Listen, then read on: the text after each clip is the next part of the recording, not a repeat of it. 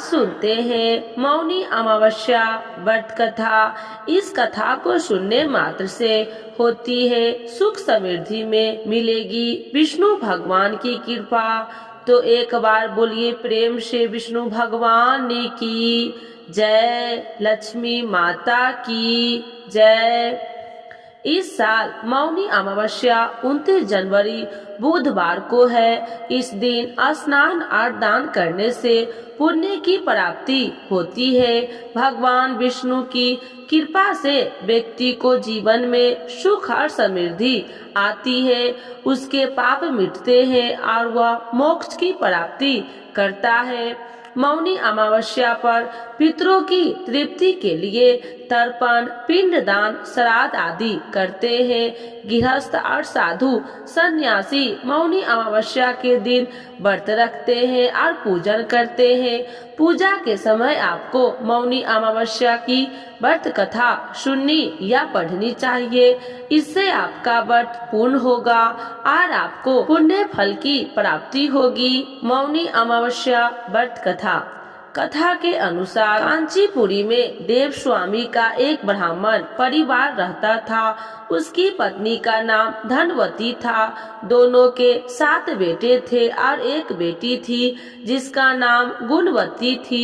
गुणवती जब बड़ी हुई तो उसके पिता ने सबसे छोटे बेटे को उसकी कुंडली दी और ज्योतिष के पास भेजा ताकि उसकी विवाह के लिए लड़का देखा जाए। ज्योतिष ने बताया कि गुणवती विवाह के बाद विधवा हो जाएगी। यह जानकर उसके पिता देव स्वामी और माता धनवती दुखी हो गए। उस ज्योतिष आचार्य ने बचने का उपाय बताया। ज्योतिष आचार्य ने कहा कि सिंहल द्वीप में सोना धोबिन रहती है जो बहुत ही पतिव्रता है। यदि सोमा धोबिन तुम्हारे घर आकर पूजा करे और अपना अर्जित पुण्य दान कर दे तो गुणवती का सुहाग बच जाएगा और वह दोष मिट जाएगा। यह जानकर देव स्वामी ने बेटी गुणवती को सबसे छोटे बेटे के साथ सोमा धोबिन के घर सिंहल द्वीप भेजा। दोनों भाई बहन घर से निकलकर सोमा धोबिन के घर की ओर चल दिए। दोनों समुद्र के किनारे पहुँचे और उसे पार करने के बारे में सोचने लगे। दोनों को भूख और प्यास लगी थी। दोनों एक पीपल के पेड़ के नीचे बैठ गए। उस पीपल पर एक गिद्ध का परिवार भी रहता था।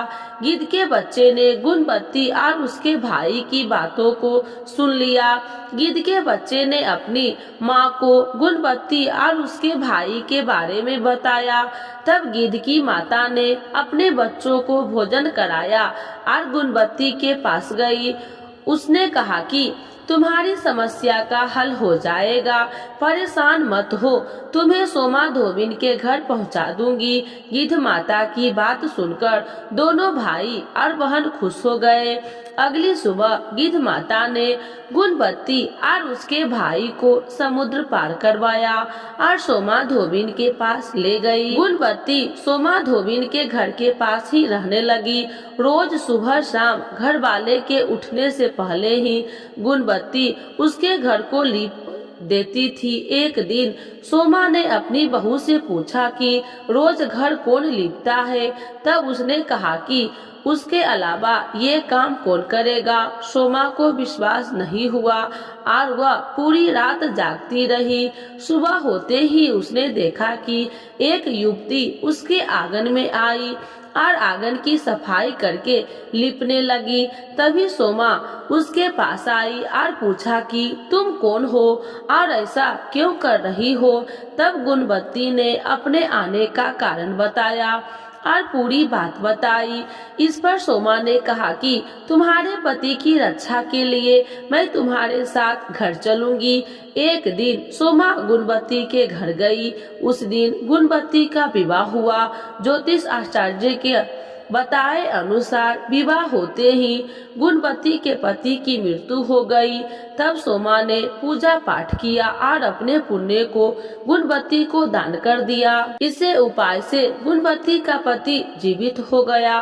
उधर सोमा के पति और बेटे की मृत्यु हो गई। जब तक सोमा घर पहुंची तब तक उसके पति और बेटे के शव को रखा गया।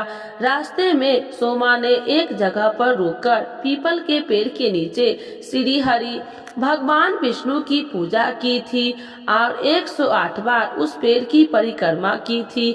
इससे अर्जित पुण्य से सोमा के पति और बेटे जीवित हो गए थे। वे अकाल मृत्यु से मुक्त हो गए थे। जो भी व्यक्ति विधि विधान से मौनी अमावस्या का व्रत करता है उसे भगवान विष्णु की कृपा प्राप्त होती है और उसके जीवन में सुख और समृद्धि आती है।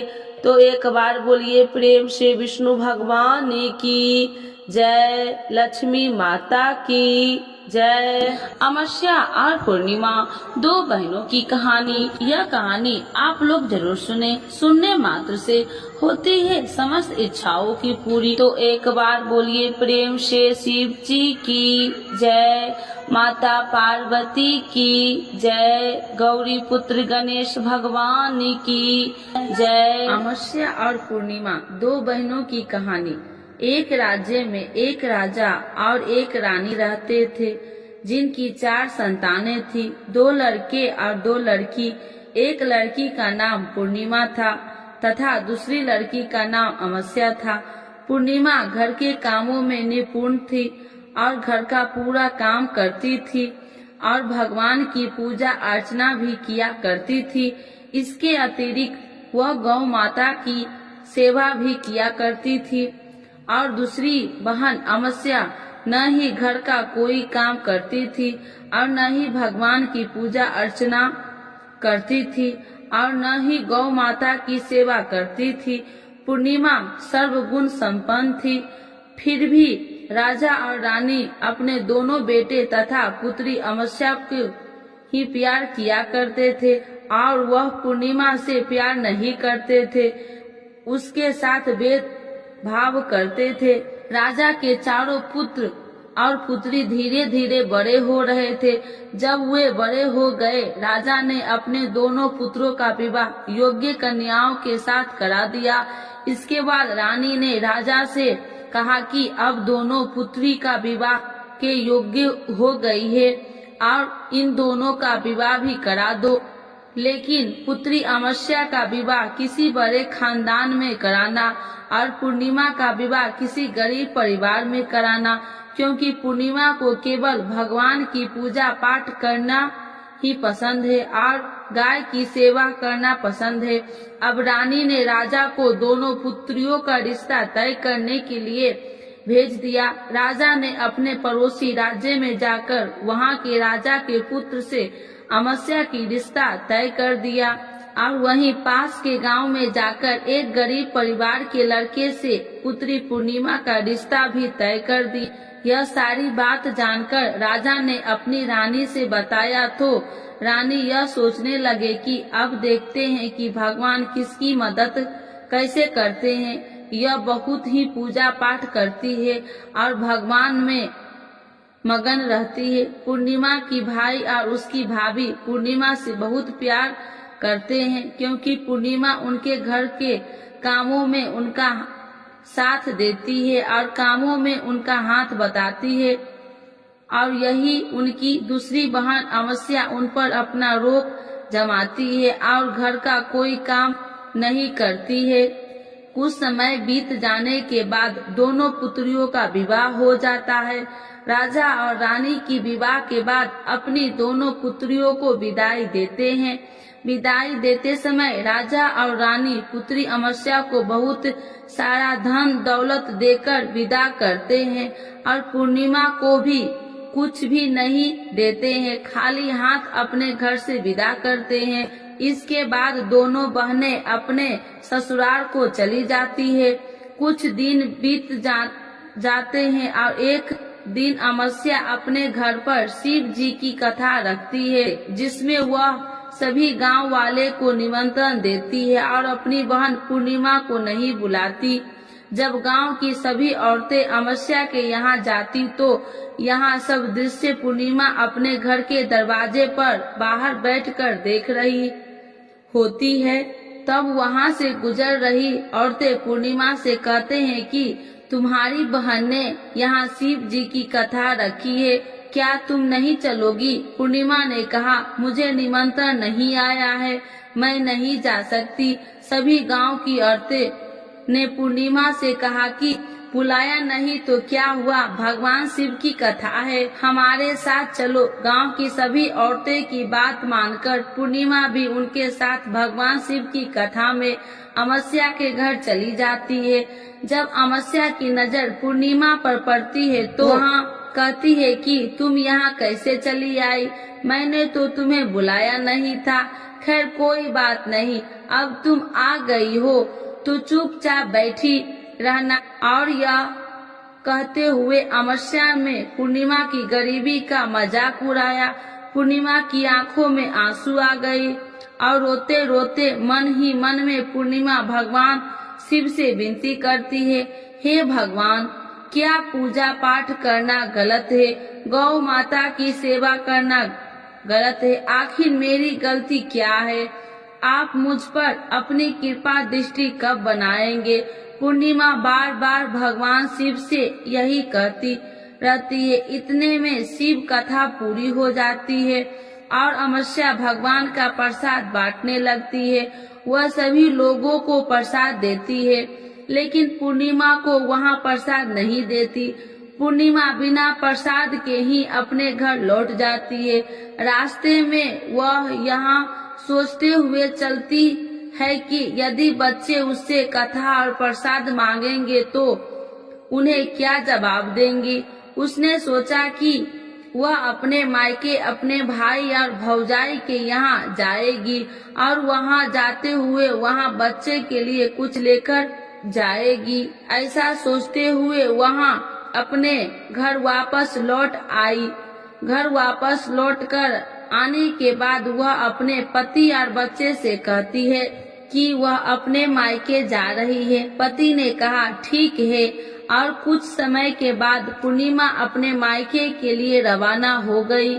चलते चलते रास्ते में एक चबूतरा आया जिस पर तुलसी का पौधा लगा था। उस चौधरी पर एक बूढ़ी अम्मा बैठी हुई थी। वह कोई और नहीं, साक्षात तुलसी माँ थी। उस बूढ़ी माता ने पूर्णिमा से कहा, बेटिया तुम कौन हो और कहाँ जा रही हो? पूर्णिमा अपना परिचय देती है। परिचय देने के बाद बूढ़ी औरतें ने पूर्णिमा से कहा कि यहाँ तुलसी का पौधा सूख रहा है, इसमें थोड़ा सा पानी डाल दो और इस चबूतरे की साफ सफाई कर दो, जिससे तुम्हें थोड़ी ठंडक मिलेगी। पूर्णिमा ने कहा कि ठीक है माँ, मैं तुलसी में पानी डाल देती हूँ और यहाँ की साफ सफाई भी कर देती हूँ।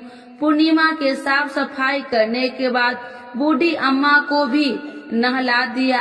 बूढ़ी अम्मा के भी सेवा की, उनके पैर दबाए और बूढ़ी अम्मा से कहा कि माँ जी और बताइए, मैं आपकी क्या सेवा करूँ, और कोई काम है तो बता दीजिए, मैं कर दूंगी। बूढ़ी अम्मा ने कहा कुछ नहीं, अब तू जाओ और वापस आते समय मुझसे मिलते हुए जाना। पूर्णिमा ने बूढ़ी अम्मा से कहा ठीक है अम्मा जी, मैं जाती हूँ, वापस आते वक्त आपसे मिलते हुए जाऊंगी। कुछ समय आगे चलने के बाद एक शिव मंदिर आया। वहाँ पर उसे एक बूढ़े बाबा मिले जो मंदिर के बाहर बैठे हुए थे। वह कोई और नहीं, साक्षात भोलेनाथ थे। उन्होंने पूर्णिमा से कहा कि कहाँ जा रही हो बेटी, तुम कौन हो? तब पूर्णिमा ने अपना परिचय दिया कि उस बूढ़े बाबा ने पूर्णिमा से कहा इस चबूतरे और मंदिर की सफाई कर दो। तब पूर्णिमा ने मंदिर और चबूतरे की साफ सफाई कर दी और वहाँ पर पूजा पाठ अर्चना भी की। और साफ सफाई पूजा अर्चना करने के बाद उन्होंने बूढ़े बाबा को भी नहला दिया और उसने कहा कि बाबा और कोई काम है तो बताइए। तब बूढ़े बाबा ने कहा नहीं बेटी, अब तुम भी जाओ और वापस आते वक्त मुझसे मिलते हुए जाना। पूर्णिमा ने कहा ठीक है बाबा, मैं जाती हूँ, वापस आते हुए आपसे मिलते हुए जाऊंगी। आगे चलते चलते कुछ दूर चलने के बाद पूर्णिमा को एक काली जी का मंदिर दिखाई दी। वहाँ भी एक बूढ़ी अम्मा चबूतरे पर बैठी हुई थी। उस बूढ़ी औरतें ने भी पूर्णिमा से कहा कि बेटी तुम कौन हो, कहाँ जा रही हो। और तब पूर्णिमा ने बूढ़ी औरतों को भी अपना परिचय दिया। बूढ़ी औरतों ने पूर्णिमा से कहा कि यहाँ पर सभी पूजा पाठ करने के लिए आते हैं, लेकिन मंदिर की साफ सफाई करने के लिए कोई नहीं आता, इसलिए तुम मंदिर की और चबूतरे की साफ सफाई कर दो। पूर्णिमा ने कहा ठीक है माता जी, और पूर्णिमा मंदिर और चबूतरे की साफ सफाई कर दी और पूजा पाठ भी करती है और माता जी का श्रृंगार कर देती है और उसी बूढ़ी अम्मा को भी नहला देती है और बूढ़ी अम्मा के पैर दबाती है और कहती है कि सभी काम हो गया, माँ जी और कोई काम है तो बताइए। बूढ़ी अम्मा कहती है कि नहीं बेटी अब तुम जाओ, लेकिन वापस आते वक्त मुझसे मिलते हुए जाना। पूर्णिमा कहती है ठीक है और वह आगे चली जाती है। आगे चलते चलते एक नदी आती है। वहाँ पर भी एक बूढ़ी अम्मा बैठी रहती है। वहाँ वह कहती है कि बेटी तुम कौन हो और कहाँ से आई हो। उसे भी पूर्णिमा अपना परिचय दिया। बूढ़ी औरतें पूर्णिमा से कहती है कि नदी पर स्नान करने तो यहाँ पर सब आते हैं, लेकिन यहाँ की साफ सफाई कोई नहीं करता, इसलिए तुम इस किनारे पर साफ सफाई कर दो। पूर्णिमा कहती है ठीक है माता जी, और वहाँ की साफ सफाई कर देती है। उस बूढ़ी अम्मा के पैर दबा देती है और कहती है कि माँ जी और कोई काम है तो बताइए। बूढ़ी औरतें कहती है कि कुछ नहीं बेटी तुम जाओ, लेकिन वापस आते वक्त मुझसे मिलते हुए जाना। वहाँ नाव में बैठकर नदी के दूसरे किनारे पहुँच जाती है और वहाँ अपने मायके के घर पहुँच जाती है।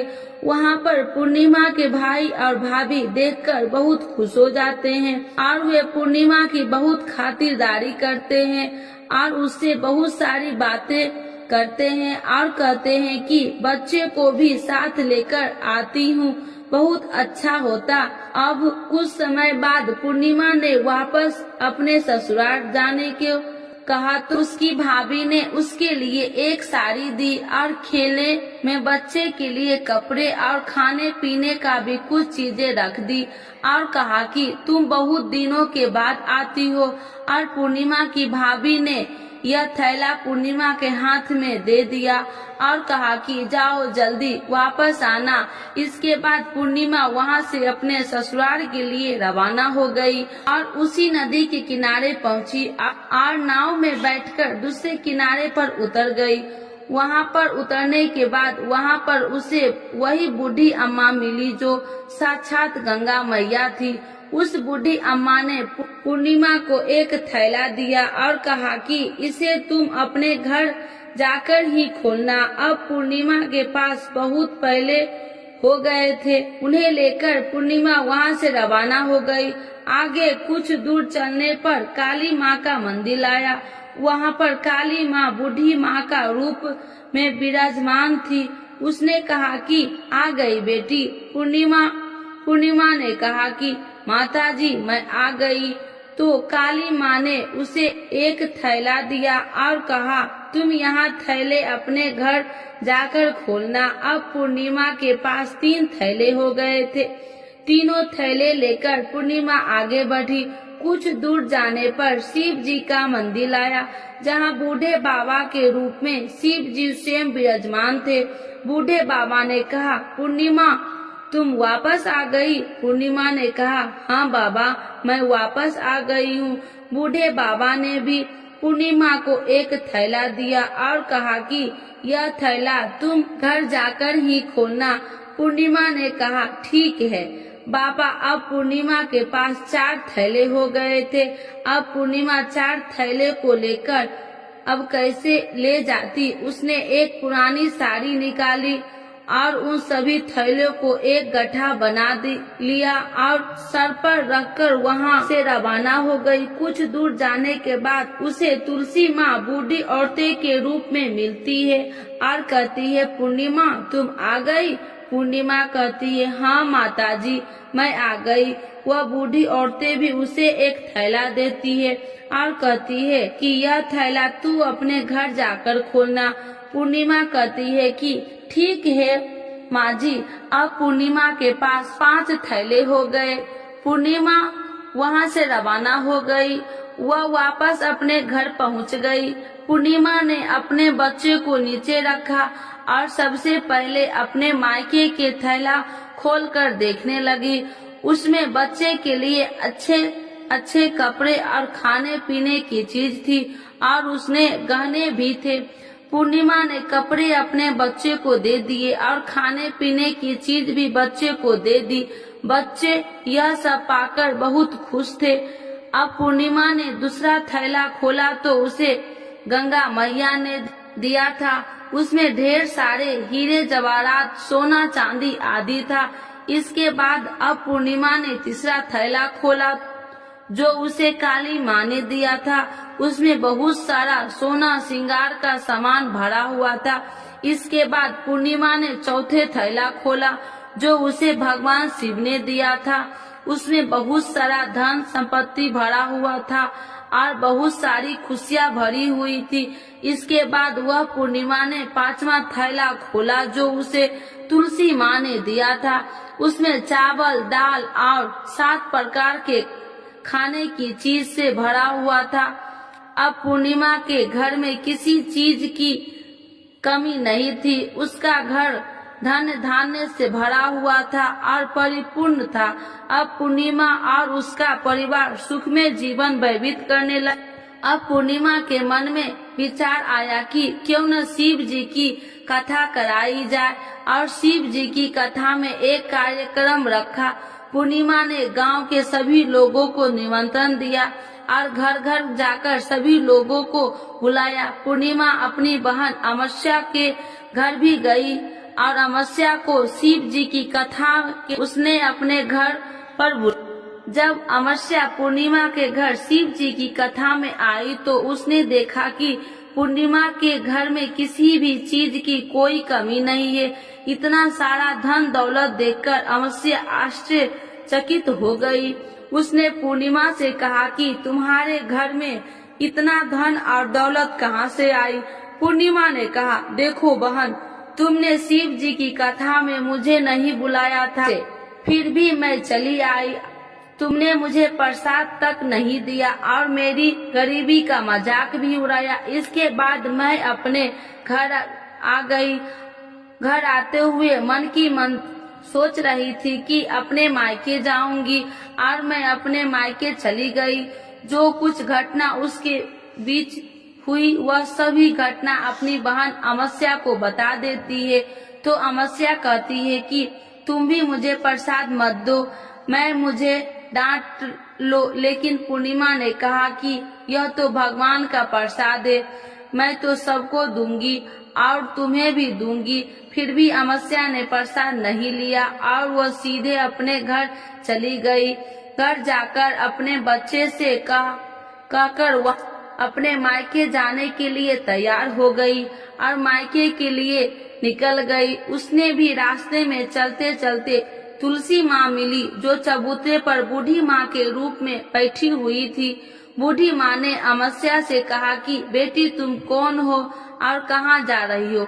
अमावस्या ने अपना परिचय दिया। बूढ़ी माँ ने कहा, बेटी यह तुलसी का पौधा है, सूख रहा है, इसमें थोड़ा सा पानी डाल दो और इस चबूतरे की साफ सफाई कर दो।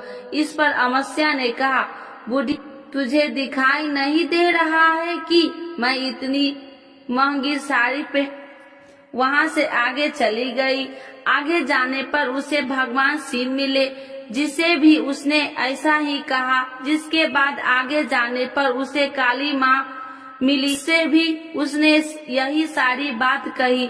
आगे जाने पर उसे गंगा माँ मिले, जिसे भी उसने यही सब कहा और आगे चली गई। इसके बाद अमावस्या जब नाव में बैठने लगी तो उसे गांव में फूलों की जगह कांटे भर गए जो उसके पैर में चुभ रहे थे। किनार पर उतरकर वहां अपने मायके चली गई। वहां उसे कई भाभी ने तथा भाइयों ने देखा तो मन ही मन कहने लगे कि काम की न काज की, 2.5 मन अनाज की अब आ गई हो तो ठीक है। पूर्णिमा तो हमारे कामों में हाथ बटाती थी, यह कोई काम करेगी तो नहीं। अब उन्होंने खाना बनाया और खा पीकर सभी सो गए। अमावस्या जब सुबह उठी और अपनी भाभीयों से कहा कि मैं अपने ससुराल जा रही हूँ। उन्होंने कहा कि ठीक है जाओ। अमावस्या बोली, पूर्णिमा को तो तुमने एक थैला दिया था और मुझे भी नहीं दोगी क्या? भाई और भाभी ने कहा कि तुम घर जाओ, थैले तुम्हारे घर पहुँच जाएंगे। फिर अमावस्या वहाँ से निकल गई और नदी के किनारे पर पहुँची। वहाँ गंगा मैया बूढ़ी औरत का रूप धारण करके बैठी हुई थी। बूढ़ी माँ ने कहा कि आ गई बेटी, तो उसने कहा कि मैं आ गई हूँ। अमावस्या ने कहा, तुमने पूर्णिमा को एक थैला दिया था और मुझे नहीं दोगी क्या? बूढ़ी अम्मा ने, तुम घर जाओ, थैले तुम्हारे घर पहुँच जाएगा। इसके बाद आगे जाने पर उसे काली मैया मिली, जिसने भी अमावस्या से को यही कहा। इसके बाद आगे जाने पर उसे शिव भगवान मिले, जिन्होंने भी अमावस्या से यही कहा। इसके बाद आगे जाने पर उसे तुलसी माँ मिली और उसने अमावस्या से यही कहा, तुम घर जाओ, थैले तुम्हारे घर पहुँच जाएंगे। अमावस्या अपने घर पहुँच गई। आंगन ने देखा तो वहाँ 5 थैले पड़े हुए थे। अमावस्या ने मन ही मन सोचा कि अब तो मेरे पास बहुत सारी धन और दौलत आ जाएगी। जल्दी जल्दी उसने सभी थैले को खोला। किसी में मिट्टी थे, किसी में पत्थर, किसी में कंकड़ और किसी में कोयला। उसे मायके से भी कुछ नहीं मिला, न थैले में कुछ भी नहीं था। अमावस्या दौड़ती हुई पूर्णिमा के घर गई और कहती है कि तुम्हें तो इतना सब कुछ मिला, मुझे तो कुछ नहीं मिला, आखिर क्यों? पूर्णिमा कहती है, जब मैं अपने मायके जाती हूँ तो अपनी भाभीयों के साथ उनके काम काज में हाथ बटाती हूँ, उनके साथ मिलकर काम करती हूँ, लेकिन तुम ऐसा कुछ नहीं करती, उनकी इज्जत भी नहीं करती, इसीलिए तुम्हें फला क्यों देंगे? इसके बाद तुमने गंगा मैया को ठुकरा दिया और काली माँ को भी ठुकरा दिया और भगवान शिव को भी तुमने ठुकरा दिया, इसीलिए उन्होंने तुम्हें भी कुछ नहीं दिया। अमावस्या कहती है कि बहन, तुम मुझे माफ कर दो, मैंने तुम पर हमेशा अत्याचार किया है। मुझे कुछ नहीं मिला तो कोई बात नहीं, मैं भी भगवान की भक्ति करूंगी और सब कुछ प्राप्त कर लूंगी। मुझे इन सब चीजों का रहस्य बताओ। तो पूर्णिमा ने कहा कि तुम 3 सूत्र का ज्ञान ले लो और उसकी कथा करना। पहले सूत्र में दया मांगना और दूसरे सूत्र में कथा मांगना और तीसरे सूत्र में 108 बार ओम नमः शिवाय का जाप करना। भगवान ने यह सूत्र दिए हैं, इनको अपने हृदय में बसा लेना। मैंने भी यह 3 सूत्र अपने जीवन में अपनाए थे और सच्चे मन से भगवान की भक्ति पूजा पाठ की थी। फिर भगवान ने मुझे यह सब कुछ दिया और तुम्हारे पास जो भी कुछ था वह सब खत्म हो गया। इसके बाद अमावस्या अपने घर गई और भगवान की पूजा पाठ करने लगी। भगवान शिव से उसने माफी मांगी और गौ माता की सेवा भी की और दूसरे की मदद भी करने लगी। बोलिए भगवान शिव की जय, तुलसी माता की जय, काली माता की जय, गंगा मैया की जय, सभी देवी देवताओं की जय। हर हर महादेव, हर हर